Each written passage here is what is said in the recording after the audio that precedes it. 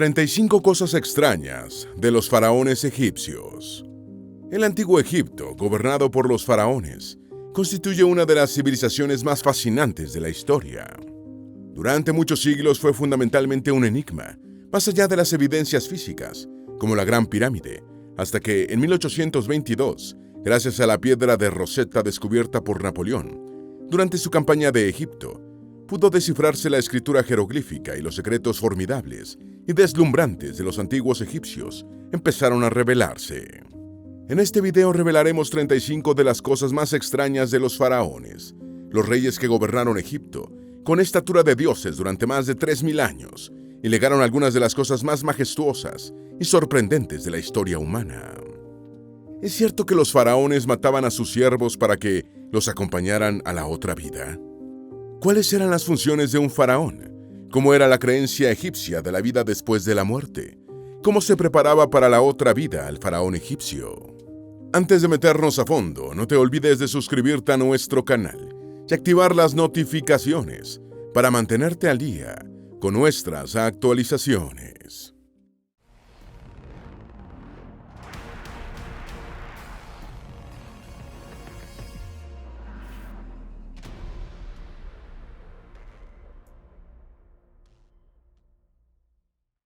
Número 1. Los faraones mataban a sus sirvientes para que los acompañaran a la otra vida. En el antiguo Egipto, las muertes rituales de sirvientes de faraones y de otros miembros de la alta nobleza eran habituales, bajo la creencia de que podían continuar sirviéndoles a sus amos en la otra vida. Existen gran cantidad de pruebas de este tipo de muertes desde la época predinástica del antiguo Egipto, y especialmente durante la primera dinastía, que transcurrió aproximadamente entre los años 3100 y 2900 a.C., para comenzar a decaer progresivamente hasta su desaparición. Los antiguos egipcios creían que el más allá era una prolongación de la existencia terrenal, considerando que podían disfrutar del mismo estilo de vida y, para ello, las élites se aseguraban de llevarse todo lo necesario. Número 2. El faraón Aja, el segundo faraón, sacrificó a 35 de sus sirvientes para que lo acompañaran en la otra vida. Según la egiptóloga y escritora de la Universidad de Columbia, Ellen Morris, Aja, el segundo faraón, reinante durante el siglo 31 a.C., se llevó a su tumba 35 sirvientes, más otros 12 en lugares circundantes de su recinto funerario. Un relato de The New York Times, basado en el trabajo de un equipo arqueológico de las universidades de Nueva York, Yale y Pensilvania, que excavó el complejo funerario del faraón Aja, encontró un grupo de tumbas, incluyendo 5 con esqueletos de funcionarios de la corte, sirvientes y artesanos, que parecen haber sido sacrificados para satisfacer las necesidades del rey en el más allá. En el artículo Ávidos, vida y muerte en los albores de la civilización egipcia, de National Geographic, se señala que 35 sirvientes del faraón Aja fueron enterrados en tumbas circundantes dentro de su complejo funerario. Número 3. Posibles métodos de sacrificios. La antropóloga física de la Universidad de Alberta, Nancy Lowell, cree que los sirvientes eran estrangulados hasta la muerte debido a las manchas rosadas en sus dientes. Lowell defiende su teoría afirmando: cuando alguien es estrangulado, el aumento de la presión arterial puede hacer que las células sanguíneas dentro de los dientes se rompan y manchen la dentita, la parte del diente justo debajo del esmalte.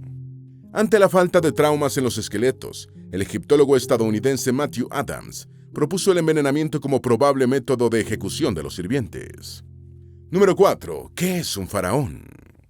Faraón es el nombre dado a los reyes que gobernaron el antiguo Egipto durante más de 3 milenios, desde cerca del año 3100 a.C., cuando comenzó la llamada Primera Dinastía, hasta el año 30 a.C., cuando la República Romana anexó el territorio egipcio. El primer caso confirmado de uso de la palabra faraón para referirse al monarca de Egipto se encuentra en una carta dirigida a Kenatón, quien reinó aproximadamente entre los años 1353 y 1336 a.C. Narmer, también identificado como Menes, fue el unificador del Alto y el Bajo Egipto y es considerado el primer faraón y fundador de la primera dinastía, reinando aproximadamente entre los años 3100 y 3075 a.C. Número 5. Faraones en el Génesis. El capítulo 12 del Génesis cuenta que el profeta Abraham se trasladó a Egipto para escapar de un periodo de hambruna en Canaán, aunque temiendo que el faraón lo despoje de su esposa Sarai, le dice a esta que simule ser su hermana. Tras descubrir el engaño, el faraón le ordena a Abram que retorne a Canaán con su mujer.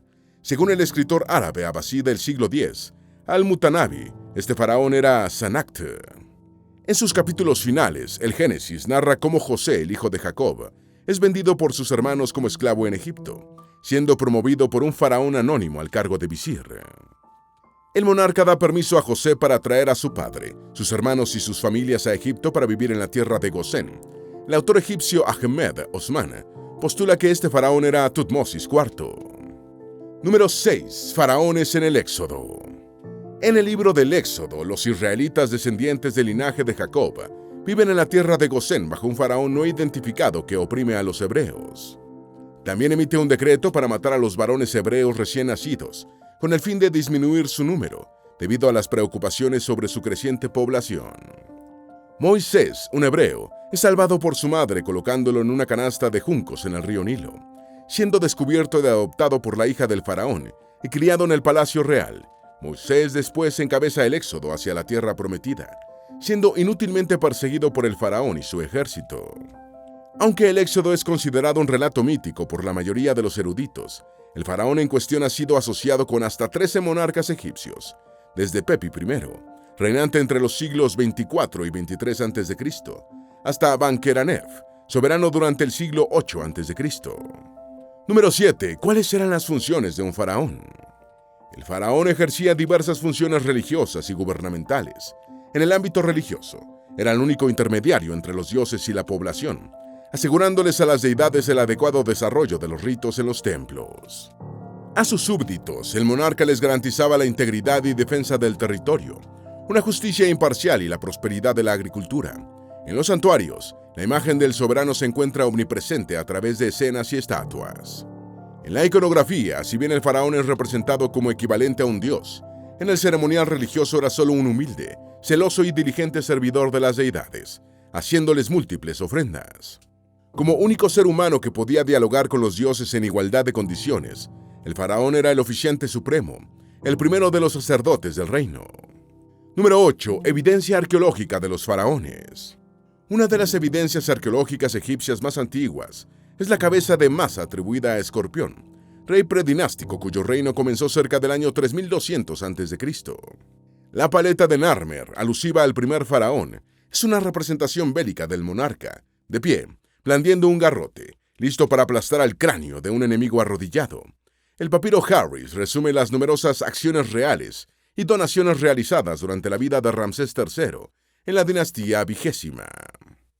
El poder faraónico se manifestó monumentalmente en la arquitectura funeraria de la necrópolis de Giza, Saqqara y el Valle de los Reyes, y los numerosos templos son otros testimonios de los legados reales con las numerosas escenas de ofrendas a los dioses y de las hazañas bélicas narradas por los faraones del Imperio Nuevo. Número 9. La rutina diaria de un faraón. El lugar central del faraón en la sociedad del Antiguo Egipto está atestiguado por numerosas y variadas fuentes arqueológicas. Ya en el periodo predinástico, el rey aparece en el ejercicio de sus funciones esenciales, culto a los dioses, actividades bélicas y ritos agrarios. En general, las funciones y actividades faraónicas están atestiguadas por una cantidad impresionante de documentos inscritos en tumbas, estatuas, estelas, canteras de piedra y en lugares de paso a lo largo de los caminos. Sin embargo, las fuentes egipcias no describen la rutina diaria del monarca, sino que más bien tienden a magnificar al gobernante, contextualizando sus acciones en un marco mitológico. Número 10. La vida diaria de un faraón, según Diodoro. Según el historiador griego del siglo I a.C., Diodoro Sículo, algunos funcionarios al servicio del faraón eran el director de la ropa del rey, el asistente de la diadema y el jefe de los peluqueros, lo que sugiere la importancia que tenía el diario arreglo personal del monarca. Los días de abstinencia dietética del faraón seguramente estaban relacionados con mandatos religiosos. Sin embargo, los faraones disfrutaban de un menor libre albedrío del que en principio pudiera pensarse en función de su poder. Diodoro escribió: en primer lugar, los reyes no llevaban una vida tan libre e independiente como los de otras naciones. No podían hacer lo que quisieran. Todo estaba regulado por leyes, no solo su vida pública, sino también su vida privada y cotidiana. Número 11. El faraón en las tardes. Los faraones eran jefes de Estado y gran parte de su vida cotidiana giraba en torno a la intrincada red de asuntos cortesanos y responsabilidades administrativas que podían ocuparle la mañana y la tarde. Rodeado de un séquito de asesores, funcionarios de alto nivel y escribas, el mandatario presidía una compleja burocracia que gobernaba los diversos aspectos de la sociedad egipcia, supervisando temas como administración de justicia, cobro de impuestos y asignación de recursos. En tiempos de guerra debía dedicar buena parte de la jornada a organizar las acciones bélicas, que a menudo lideraba personalmente. Además, debía dedicar tiempo al ceremonial religioso en los días estelares del año, y era el primer diplomático del reino, recibiendo a dignatarios extranjeros para establecer acuerdos y alianzas. Número 12. El faraón en las noches. Al ponerse el sol, el faraón interrumpía sus actividades públicas y sus obligaciones ceremoniales, y se retiraba a sus cámaras particulares del Palacio Real en busca de reposo y tranquilidad. Un selecto grupo de consejeros de máxima confianza podía acompañarlo para hacer balance de las actividades del día y trazar planes para los días siguientes. Antes de irse a la cama, se observaban algunos rituales de limpieza y purificación para asegurar una pacífica transición de la vigilia al sueño. Luego el faraón se retiraba a sus aposentos privados, custodiado por sirvientes leales, dispuesto a disfrutar de un reparador descanso para retomar su agenda de trabajo al día siguiente. Número 13. La vestimenta del faraón. La vida de un faraón estaba llena de grandeza ceremonial, tanto para el cumplimiento de sus funciones de gobierno como para sus deberes religiosos. El día del soberano egipcio comenzaba con unos elaborados rituales, que eran tanto de higiene personal como de significado religioso. Los sacerdotes ayudaban al faraón en estas actividades, diseñadas como actos de purificación y preparación para su rol de gobernante y de intermediario entre los dioses y el pueblo. Su atuendo era simbólico, desde la doble corona que representaba la unidad del Alto y el Bajo Egipto, hasta los tocados ceremoniales, como el pañuelo de Nemes, que se usaba durante los rituales. Su vestimenta, confeccionada con los mejores linos y tejidos, y adornada con piedras preciosas, reforzaba su estatus divino. Número 14. La comida del faraón. El faraón tenía acceso a los mejores alimentos del reino, incluyendo pan, frutas, carne, vino y miel. La comida faraónica no solo estaba concebida para proporcionar el sustento, sino que formaba parte del ceremonial religioso, y las restricciones que el rey se imponía en su dieta por motivo de la religión asombraron a Diodoro. El historiador escribió: los reyes estaban acostumbrados a vivir de alimentos sencillos, de carne de terneros y de gansos. No debían beber más que una cierta medida de vino, fijada en tal cantidad de un modo tal que no produzca ni demasiada saciedad ni embriaguez. Parece extraño que un rey no tenga libertad para escoger su comida diaria. Número 15. Los templos egipcios eran sagrados y prohibidos para el pueblo. A diferencia de las sinagogas, las iglesias cristianas y las mezquitas, los templos egipcios no estaban concebidos para reuniones masivas a las que los fieles acudían en razón de su comunión en una misma fe. La palabra egipcia, Houth-Nether, equivalente a morada del dios, indica que se trata de un lugar destinado a acoger en la tierra una parte de la eternidad divina y no un espacio asambleario. Sin embargo, la participación de la gente no estaba totalmente suprimida y en fechas excepcionales se permitía el ingreso de devotos a los patios interiores de los templos, mientras las profundidades del santuario, con las figuras divinas, se reservaban para los sacerdotes y el faraón. Número 16. El faraón era un sirviente de Dios. Según los textos grabados en las paredes de los templos, el faraón se sometía con sinceridad y fervor a la dependencia de los dioses. Para mostrar su gratitud a Amón, el faraón Tutmosis I dijo muy humildemente: «Beso la tierra ante vuestra majestad». El faraón debía aplicar las órdenes dadas por los dioses. Ante Amón, Tutmosis III dijo: «No soy negligente con lo que ha ordenado que se haga, lo hago según su orden». Estas órdenes divinas abarcaban desde renovar o construir un templo, o realizar una campaña militar en la frontera, hasta erigir un obelisco o cavar un pozo en el desierto. Esta obediencia se originaba en un vínculo de parentesco filial, ya que se consideraba que el faraón era hijo de los dioses y las diosas. Número 17. El faraón era el interlocutor entre Dios y el pueblo. En las escenas de culto grabadas en las paredes de los templos, aparecen imágenes de faraones como interlocutores exclusivos con los dioses. Uno de los roles del monarca era mantener la vitalidad de los dioses, y todas las ofrendas que convergían hacia los templos y sus almacenes eran una obligación de los súbditos hacia las deidades, con el faraón como único garante y responsable. El tipo, cantidad y frecuencia de las ofrendas dependían del dios adorado en el santuario. Heb, dios de la tierra, recibía ramos de flores. Nungum, deidad del diluvio, era ofrendado con agua, y Min, protector de las expediciones comerciales y mineras, recibía incienso y mirra. Número 18. Era considerado un dios en la tierra. Durante la segunda dinastía del Antiguo Egipto, que se desarrolló aproximadamente entre los años 2890 y 2670 a.C., el faraón Raneb, también conocido como Nebra, relacionó su nombre con lo divino y su reinado con la voluntad de los dioses. Después de Nebra, los monarcas de las dinastías siguientes fueron equiparados con los dioses y con algunos deberes y obligaciones que les correspondían como tales. Entre estos, uno de los más importantes era el mantenimiento de Mat, o del equilibrio y la armonía, que habían sido decretados por los dioses y que era necesario observar para que la gente pudiera vivir la mejor vida posible. Número 19. Los faraones y las pirámides. En la tercera dinastía, el faraón de Djoser hizo construir por el visir Imhotep una pirámide escalonada como su hogar eterno. Siguiendo diseños de Imhotep, otros soberanos de la tercera dinastía, como Seqeneptega y Kaba, construyeron pirámides y crearon el tipo de monumento piramidal que se convertiría en símbolo de Egipto. Otros reyes del Imperio Antiguo siguieron el ejemplo, culminando con la Gran Pirámide de Giza, inmortalizando a Keops y poniendo de manifiesto el poder y el gobierno divino del faraón en Egipto. Número 20. Los rituales de los faraones. El faraón siempre tuvo que ejercer un rol religioso, de la misma forma en que cada egipcio de alto rango desempeñaba una especie de oficio sacerdotal en el templo del dios que le correspondía. El monarca era considerado el sacerdote de todos los dioses. Al entrar en casi todos los templos egipcios, pueden verse representaciones de los faraones ofreciendo sacrificios a los dioses. Según el egiptólogo alemán Adolf Erman, en su obra de 1894, Vida en el Antiguo Egipto, la principal tarea del faraón era dar alabanza a sus padres, los dioses del Alto y Bajo Egipto, porque le dan fuerza y victoria y una larga vida de millones de años. Número 21. Ra y los faraones. Los faraones eran considerados descendientes de Amón, que a su vez descendía del dios del sol Ra y del dios halcón de la realeza Horus. Los egipcios creían que sus reyes habían recibido una autoridad divina para gobernar cuando se creó el mundo.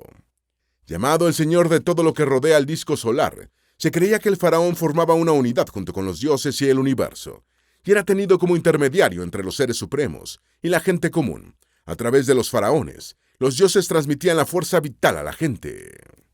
Los egipcios pensaban que la coronación de un nuevo faraón era la revelación de un dios, y creían que su rey no solo establecía el vínculo entre el cielo y la tierra, sino que su aliento mantenía separados los dos mundos. Número 22. Los faraones eran los comandantes de las fuerzas militares y de la policía. Un relieve de la tumba de Nukhonhotep y Niak-Knum, de la quinta dinastía del Imperio Antiguo, muestra a un policía arrestando a un ladrón en la plaza del mercado. Durante el Imperio Nuevo, los policías actuaban como alguaciles, fiscales, interrogadores y aplicadores de castigos. Formalmente, el faraón era el comandante en jefe del ejército y de la policía, aunque en la práctica el sistema judicial estaba en manos del visir. El visir, o primer ministro, seleccionaba a los jueces y designaba al jefe de policía, y entre las principales funciones policiales estaban la protección de las caravanas comerciales reales y la vigilancia de los mercados y otros lugares públicos. Número 23. La creencia egipcia de la vida después de la muerte. Como los egipcios creían que la muerte no era más que el fin de una etapa y la continuación de la vida en otro ámbito, recurrían a las muertes rituales de sirvientes para garantizarse las mismas comodidades de las que disfrutaban en su primera existencia. Según afirma A.J. Spencer en su obra Muerte en el Antiguo Egipto, el sacrificio de los sirvientes era permitir que los faraones y los nobles ricos disfrutaran del mismo tipo de estilo de vida después de la muerte que habían tenido durante su existencia terrenal. También querían mantener el mismo estatus social que habían disfrutado en la tierra, una jerarquía social que se basaba en ser servidos por otros. Número 24. ¿Cuál es el origen de la momificación? Durante buena parte del Imperio Antiguo, la momificación artificial estaba en su fase experimental relativamente temprana. En Giza solo se momificaba a los miembros de la élite más alta de la sociedad, especialmente a los integrantes de la familia real, y estos primeros intentos ya muestran los pasos que se convertirían en el estándar para la momificación en siglos posteriores. Este procedimiento incluía secar el cadáver con sales naturales, extraer los órganos para conservarlos separadamente en vasos canopos y envolver el cuerpo en vendas de lino para darle toda la apariencia posible a un ser humano. Los ataúdes y los sarcófagos proporcionaban elementos de protección adicionales. Número 25.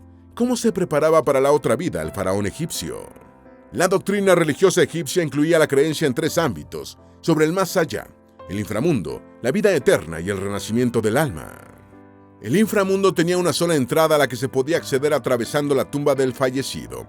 Para alcanzar la vida después de la muerte ideal, era necesario realizar muchas prácticas durante la existencia, entre las que se incluían la justicia y el respeto a las creencias religiosas egipcias, de los que el faraón era el máximo responsable.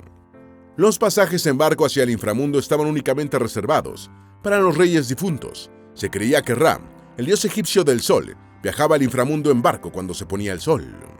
Como una forma de imitar la expedición diaria de Ra, los antiguos egipcios construían modelos de barcos, de muchos tamaños, a los que enterraban junto a sus faraones. Número 26. ¿Cómo era el proceso de momificación? En el proceso de momificación, los antiguos egipcios eliminaban toda la humedad del cadáver, dejando solamente un cuerpo seco que no se descomponía fácilmente. El proceso duraba unos 70 días, y el primer paso era extraer las partes internas, que se dañaban más rápidamente. Para preservar al máximo la integridad de la cabeza, el cerebro era extraído poco a poco con unos ganchos especiales a través de las fosas nasales. Era una operación muy delicada, ya que podía desfigurar completamente el rostro. De los demás órganos, solo el corazón era dejado en su lugar, bajo la creencia de que era el centro del ser y la inteligencia. A continuación, el cuerpo era secado con sales y las zonas hundidas se rellenaban con lino y otros materiales, y se añadían unos globos como ojos falsos. Finalmente, el cuerpo se envolvía con cientos de metros de lino. A menudo, los sacerdotes colocaban una máscara del rostro de la persona. Número 27. ¿A quién momificaban? Tras su muerte, los faraones de Egipto solían ser momificados y enterrados en tumbas elaboradas con anterioridad. Los integrantes de la nobleza y los funcionarios de alto rango también recibían el mismo tratamiento, y ocasionalmente la gente común. La momificación no estaba restringida legalmente a las élites, pero era un procedimiento costoso, fuera del alcance de la mayoría de la población. También se momificaban animales por motivos religiosos. Los toros sagrados de las primeras dinastías tenían su cementerio en Saqqara. Otros animales con significado religioso que resultaron momificados fueron gatos, babuinos, aves y cocodrilos. Número 28. El poder de los faraones. Ellen Morris sugiere que los faraones utilizaban las muertes rituales de sus sirvientes como una forma de alardear de su poder. Igualmente apunta que el poder de los reyes debió ser lo bastante grande, en lo político y en lo religioso, como para persuadir a sus súbditos de que valía la pena morir con ellos. Igualmente, las familias de los sacrificados debieron estar convencidas de que la muerte de sus parientes tenía alguna ventaja, lo que no habría sido posible si los involucrados no hubiesen tenido una fuerte creencia en la existencia venidera. Los faraones se aseguraban de que la gente los considerara dioses, propietarios de sus vidas tanto en la tierra como en el más allá. Número 29. El viaje a la otra vida. Los antiguos egipcios consideraban que el paso a la otra vida después de la muerte terrenal constaba de una serie de etapas. Creían que la primera fase abarcaba el vehículo de transporte, que finalmente conduciría a sus almas difuntas a la inmortalidad. Las personas estaban sujetas a una multitud de pasajes, pero la elección de la ruta no era suya y dependía de su estatus. El aspecto que más influía para determinar qué pasaje se tomaba era la posición que el fallecido ocupaba en el liderazgo de la nación. Los pasajes en barco estaban reservados para los faraones, mientras que para las personas comunes, el vehículo habitual era el ataúd. Número 30. El juicio de los muertos. Para los antiguos egipcios, el juicio de los muertos era el proceso que permitía a los dioses juzgar el valor de las almas de los fallecidos. Tras completar su viaje a través del inframundo, el fallecido llegaba al salón de la diosa Mat, donde su pureza sería juzgada para establecer si era digno de ingresar al reino de Osiris. El difunto debía dirigirse correctamente a cada uno de los 42 asesores de Mat por sus nombres, mientras recitaba los pecados que no había cometido durante su vida. Luego su corazón era pesado contra la pluma de Mat. Si era más liviano, pasaba la prueba, y si era más pesado, el difunto resultaba devorado por la diosa Ami, quedando destruida su alma permanentemente. Número 31. Los lagos de fuego. Los lagos y ríos de fuego eran uno de los peligros a lo largo del viaje a través del inframundo y tenían una naturaleza dual. Las corrientes y estanques eran custodiados por babuinos, que constituían una fuerza que protegía a los difuntos si hacían correctamente sus recitaciones, pero que también podían destruirlos si se equivocaban. Durante la 21ª dinastía se representaban dentro de los lagos de fuego figuras humanas equivalentes a enemigos del faraón y de los dioses, como una muestra de lo que le ocurría a los que adversaban al rey y las deidades. Número 32. ¿Qué hacía un faraón cuando había guerra? En tiempos de guerra, los asuntos administrativos de Estado pasaban a un segundo plano y el faraón se abocaba a la defensa de su reino o a liderar una campaña de conquista. Como máximos gobernantes y comandantes militares, los faraones dirigían sus ejércitos, siempre que estuvieran en condiciones de combatir. Liderando personalmente a sus fuerzas en el campo de batalla, el rey acrecentaba su prestigio, incluso si los dioses, por alguna razón, lo habían privado de la victoria. Además, la presencia del máximo representante del país en la lucha inspiraba a sus tropas. Antes de una campaña o batalla importante, el faraón y sus máximos comandantes y asesores militares diseñaban la mejor estrategia para enfrentar al enemigo. Incluso algunos faraones sacaban tiempo de su apretada agenda en tiempos de guerra para pasar revista a sus tropas y verificar su equipamiento. Número 33. Deportes que practicaba un faraón. Muchos faraones fueron deportistas apasionados, y las actividades deportivas ocupaban un lugar destacado en sus pasatiempos. Eran una forma de relajarse, mantenerse en forma y mostrar evidencias de su fuerza y habilidades. Se sabe que Ramsés II dedicaba buena parte de su tiempo libre a las carreras de carros. Fue un consumado auriga, tanto en actividades de esparcimiento como en el campo de batalla. La caza era otra actividad de ocio popular entre los reyes, y Tutankamón y Amenhotep III cazaban aves acuáticas, cabras montesas e incluso peligrosos leones. Número 34. Artes en la vida de un faraón. La danza y la música formaban parte del tiempo libre del faraón. Los músicos y bailarines más talentosos del reino eran llevados a la corte para amenizar recepciones, banquetes y sesiones privadas de esparcimiento. Los juegos de mesa también ocupaban algunas horas en el tiempo de ocio del faraón. Juegos como el Emegen y el Senet desafiaban el pensamiento estratégico del rey y ofrecían momentos de amistosa competencia con consejeros, cortesanos y militares de alto rango. Número 35. El declive de los faraones.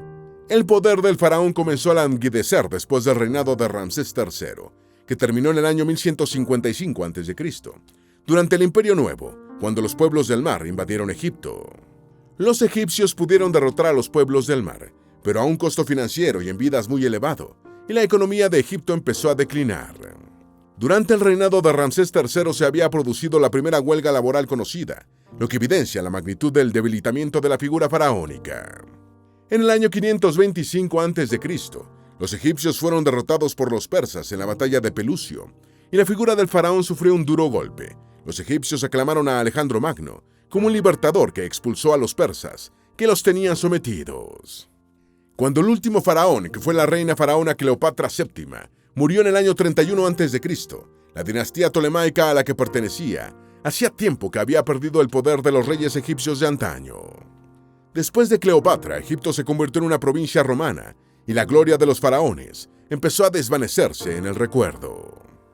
Esperamos que este video te haya sido útil. Si tienes algo que agregar, por favor, compártelo con nosotros en la sección de comentarios.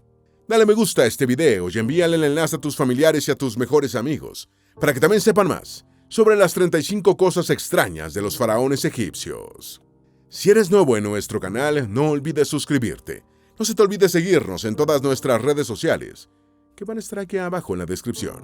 Recuerda, un pueblo que no conoce su historia está condenado a repetirla.